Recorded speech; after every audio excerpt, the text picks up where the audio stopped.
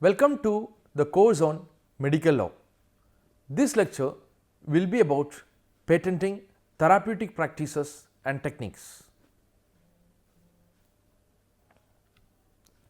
The concepts covered in this lecture are patentability of diagnostic methods, patentability of therapeutic techniques, non-patentable subject matters, section 3I of the Patent Act 1970, comparative perspective in foreign jurisdictions.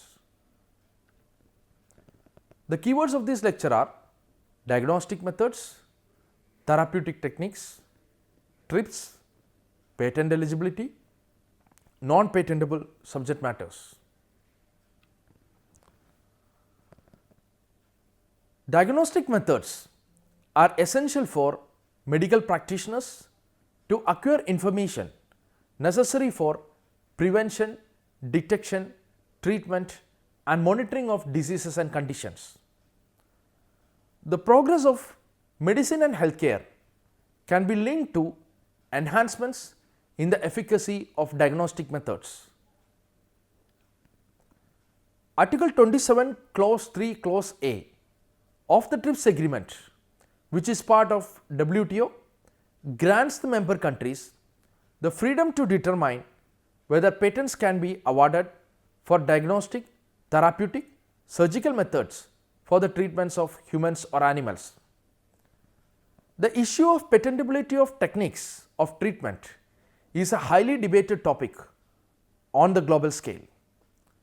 So, under the TRIPS agreement, specifically Article 27, it is the freedom of the countries or freedom of the parties to determine whether patents should be awarded for diagnostic techniques, therapeutic techniques or surgical methods which are for the treatment of ailments affecting human beings and animals.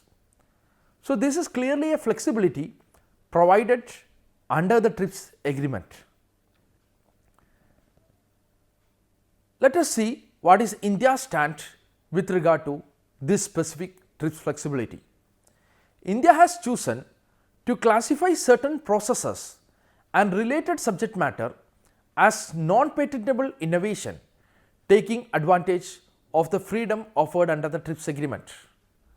So, in India, section 3I of the Patent Act as modified specifically prohibits certain subject matters from being eligible for patent. So, as we have discussed in one of the previous lectures, in order to be eligible for a patent, the invention must be novel, it must satisfy the criteria of inventive step, it must also satisfy the criteria of industrial application. In India, section 3 of the Patent Act gives some cases where an invention will not qualify as a subject matter for patent. Section 3 specifically deals with what are not inventions. So, section 3 in effect prohibits certain subject matters from being eligible for patent. Let us see what is the rationale behind section 3. To address this question, we need to examine the different public policy factors and assess the societal consequences of issuing patents. Proponents of giving patents to medical treatments claim that inventors and pharmaceutical companies require incentives and rewards for revealing their ideas to society, which is in effect encouraging the transmission of knowledge.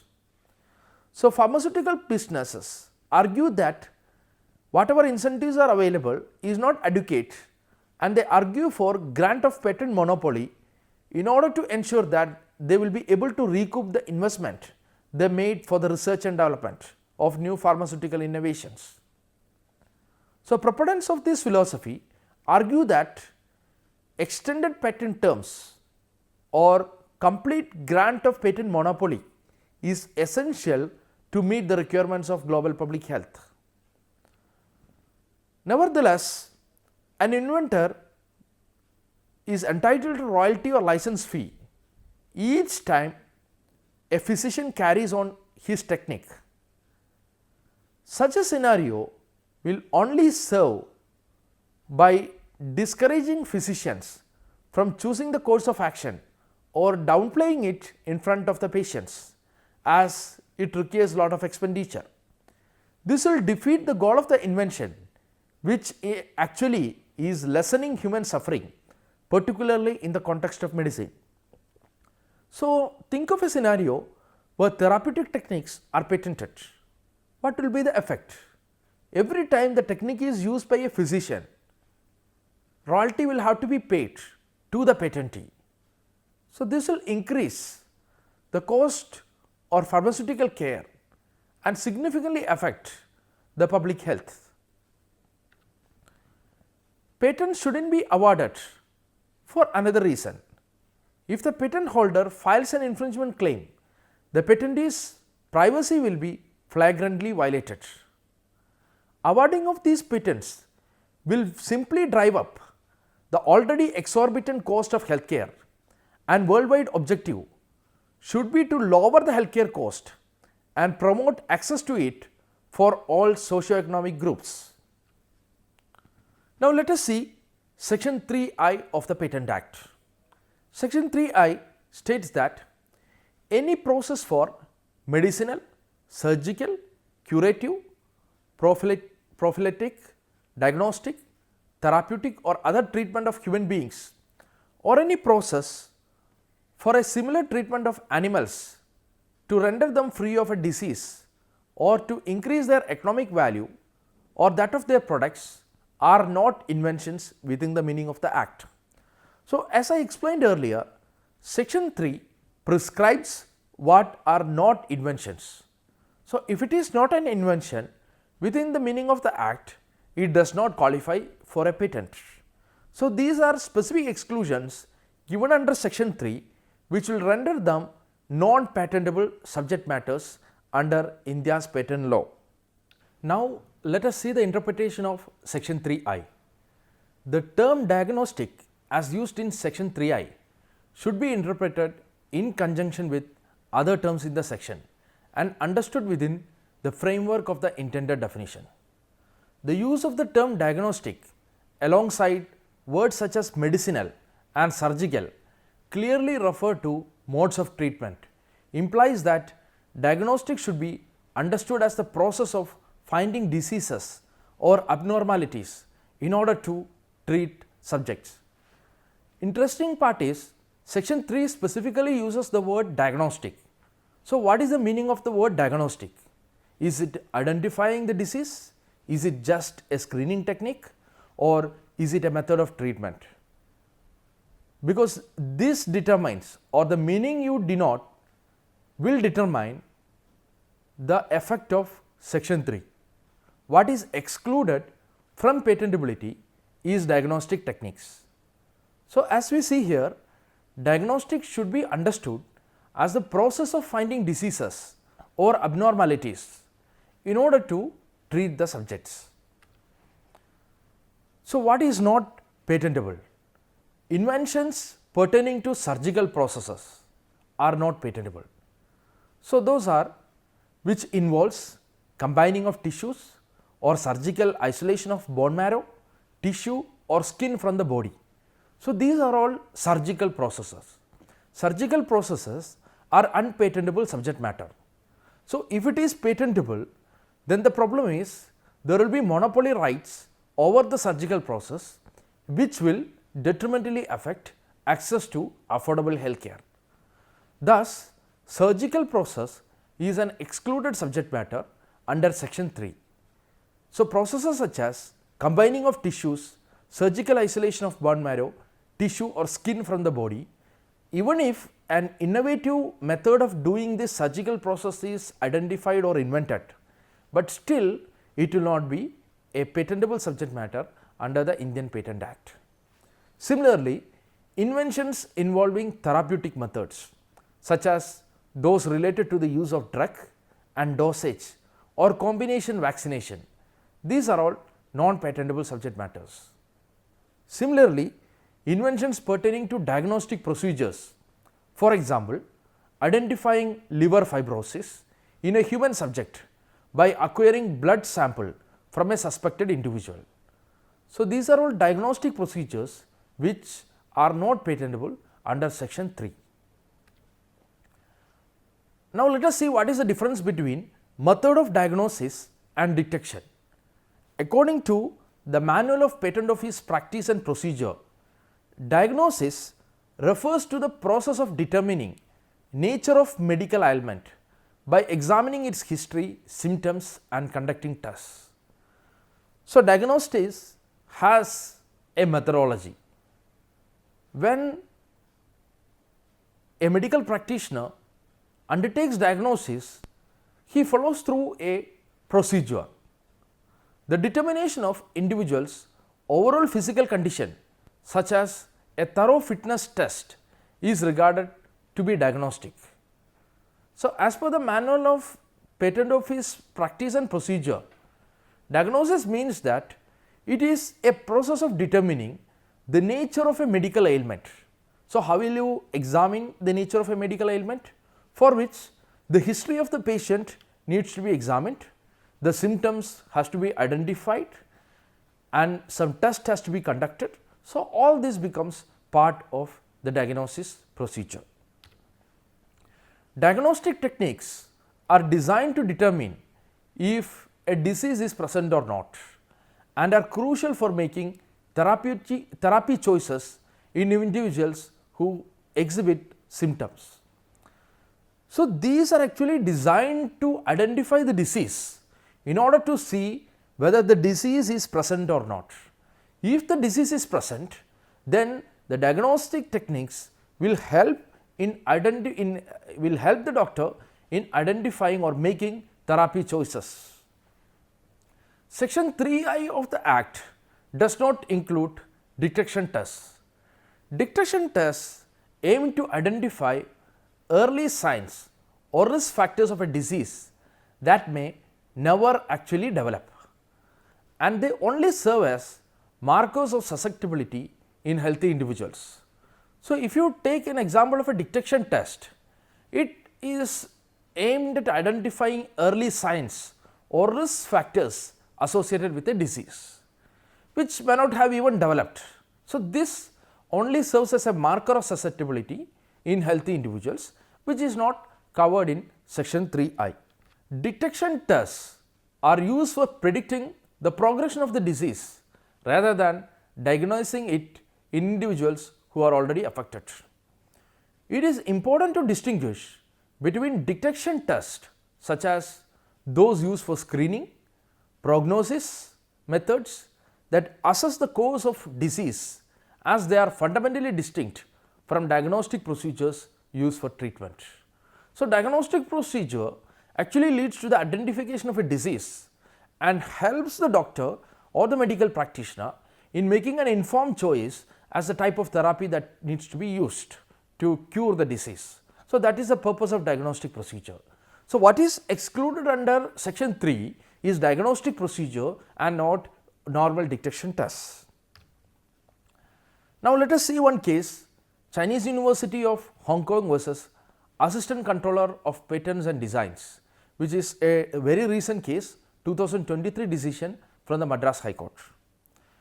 The Chinese University of Hong Kong Knowledge Transfer Office and another company are the appellants in this case. They had filed a patent application for a non-invasive prenatal screening test to determine fetal genomic information from a maternal biological sample. So, what they have done is they have developed a test which is of a non-invasive nature. It is a prenatal screening test.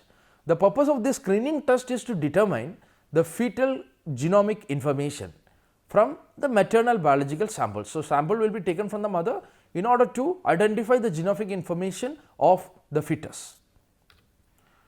So, they applied for the patent, but after examination the patent application was rejected by the Assistant Controller of Patents on the ground that section 3I of the Patent Act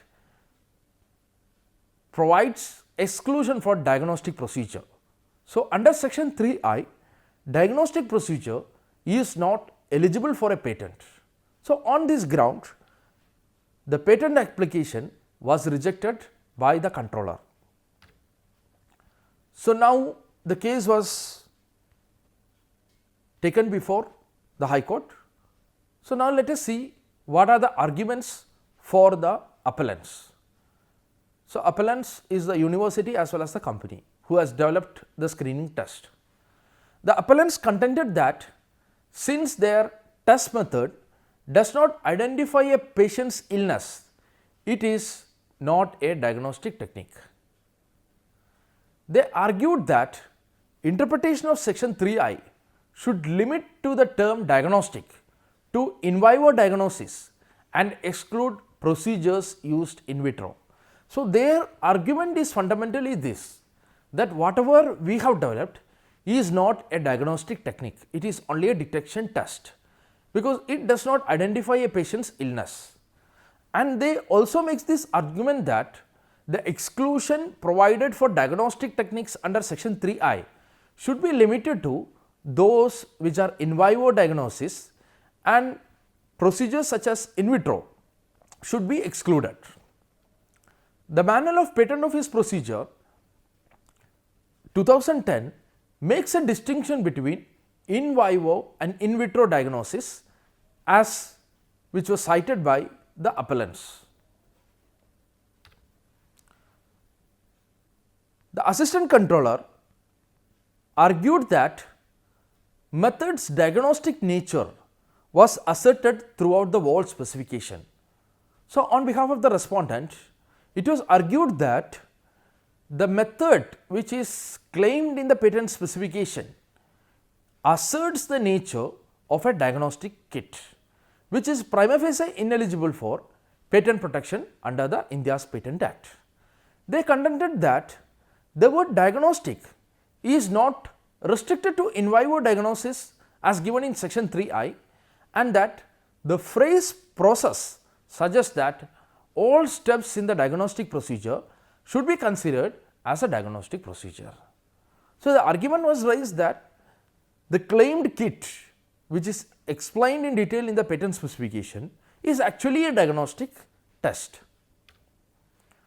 So, now let us see in vitro and in vivo diagnosis. The tests known as in vitro diagnosis are used to identify illness, ailments and infections.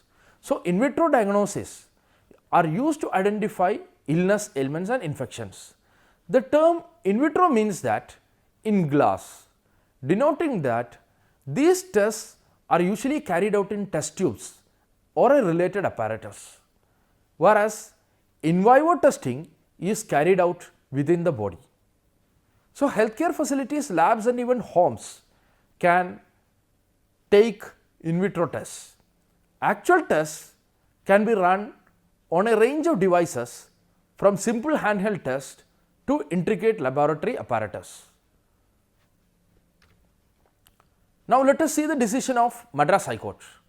The High Court decided that an invention would not be eligible for patent protection if the claims revealed a method of diagnosing the patients in order to treat them. It was further held that an illness need not be conclusively identified by the diagnostic testing. That is the decision of the High Court. It was decided with reference to screening test, these tests must be considered as diagnostic techniques if they are able to detect the presence of the disease as well as pertinent feature and information. Section 3I cannot be avoided by test by simply designating it as a screening test. So, if the technique is intended to identify the presence of a disease, then it has to be considered as a diagnostic technique. The ability of the test to identify the patient's illness or ailment or condition for treatment per se serves as the yardstick for determining whether the invention discloses a diagnostic procedure. So, we have already seen that if the claimed invention is a diagnostic procedure, then it is excluded from patentability. Regardless of the name of the patent application, it would not be subject to section 3I of the Act if the person skilled in the art is not able to diagnose the disease using the process or method described in the invention. But if a medical practitioner cannot use a particular test to identify the presence of a disease, then it does not qualify as a diagnostic test. The court emphasized that while fetal fraction concentration is not diagnostic per se, it is related to diagnosis. A diagnosis of the illness would require additional testing. Therefore, court determined that section 3A of the Act was invoked since the claimed invention was inherently incapable of recognizing a disease. Now, let us see patentability of diagnostic techniques in other jurisdictions. The flexibility granted to member states, which we have already seen under the TRIPS agreement regarding incorporation of diagnostic procedures into non-patentable subject matter, has resulted in varying global patterns. Countries with divergent economic, social and political systems hold varying stance on the matters of public health. So, after the TRIPS, it is the flexibility given to the countries to decide whether diagnostic procedures would fall as a non-patentable subject matter or is patentable to some extent.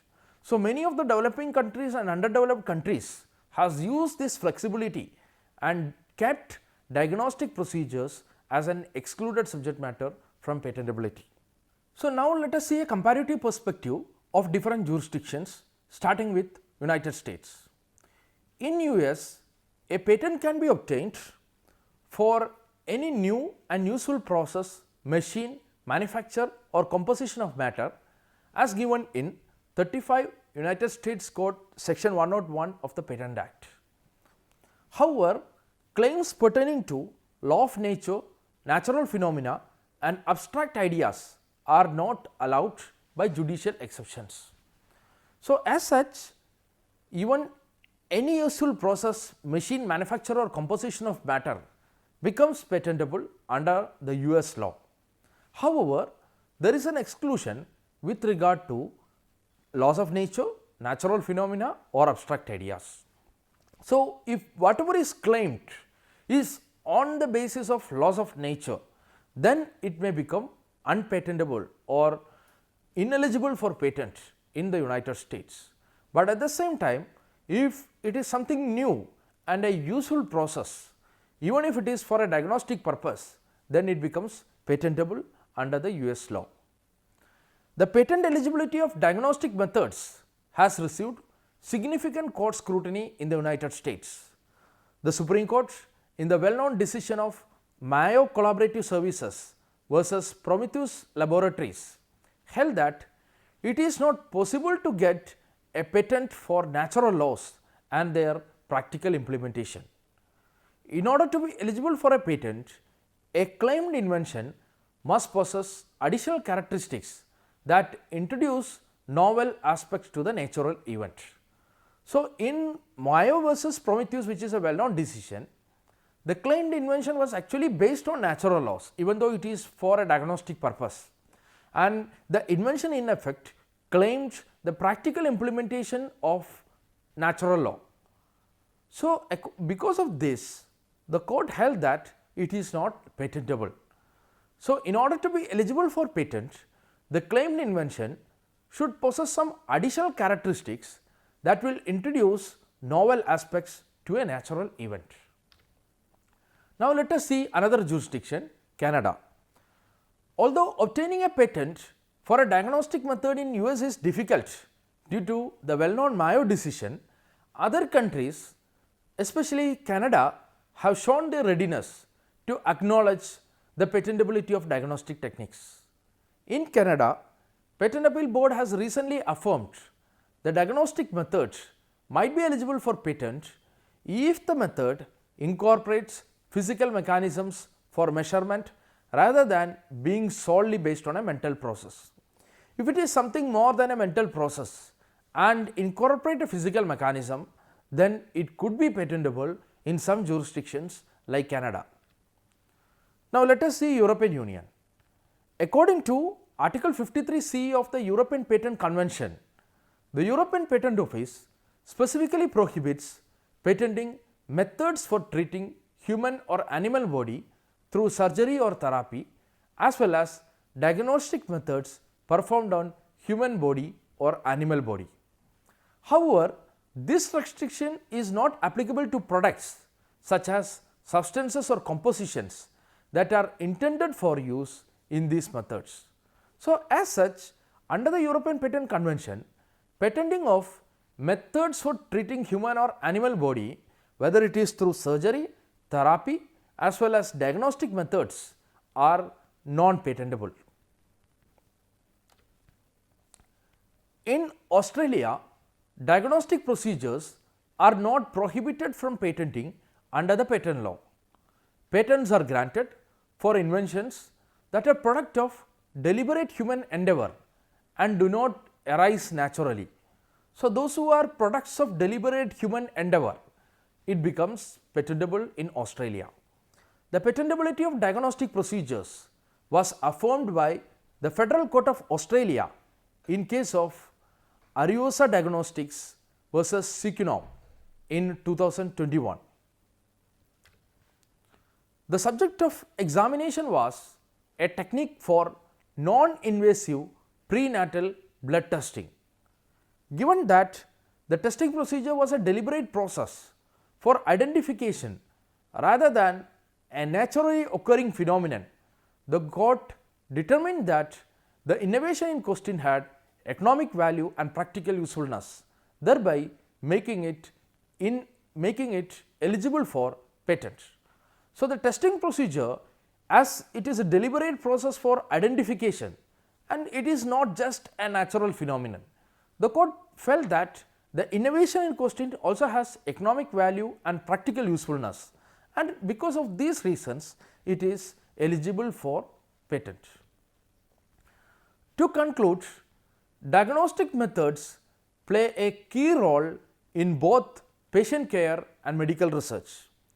Encouraging innovations in this highly advanced domain would be advantageous for the well-being of general population. However, it is important to ensure that encouraging innovations does not jeopardize public health.